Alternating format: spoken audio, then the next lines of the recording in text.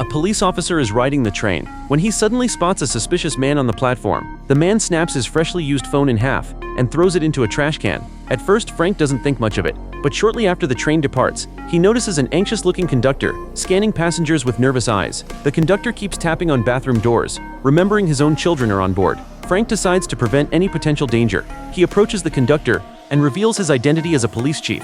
The conductor confesses there's a suicide bomber on the train, likely hiding in one of the bathrooms. Counter-terrorism units are waiting at the next station, but Frank realizes if the bomber feels the train slowing down, he might detonate immediately. So Frank devises his own plan. He instructs the conductor to unlock the bathroom while opening the doors. He'll push the suspect out the moment he emerges. But shockingly, Do it now.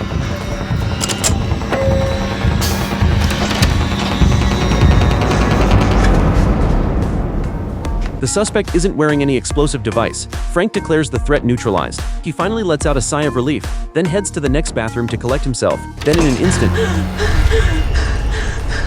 he sees the woman covered in explosives. Frank forces himself to stay calm. He begins speaking to her in her native language. Assalamu alaikum. The familiar words slightly relax her, but when Frank barely moves, she tightens her grip on the detonator. Please don't do that. Don't move. Stay still, please. Just stay still, please. Just stay still. Don't move, please. Please.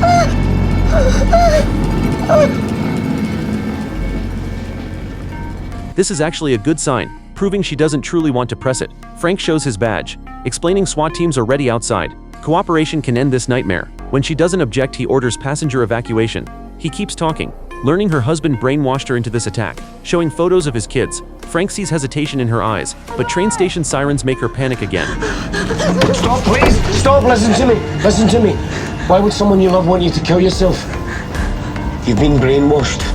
Frank urgently reassures her, begging her to think of her own young children. Redemption is still possible. She calms once more. Armed SWAT members board, demanding Frank leave immediately. Snipers are in position, but seeing her tears, Frank shields her with his body, announcing her willingness to surrender. He requests bomb disposal experts, guiding her to press against him closely. Certain snipers won't fire at their own, yet SWAT keeps insisting, ordering Frank to step aside. Knowing she's just a pawn, he starts rotating with her in his arms, making sniper shots impossible. Frustrated, SWAT relents, sending in the bomb squad. Frank stays through the entire defusing until the terrifying ordeal finally ends. But little does anyone know, this is only the beginning of something far worse.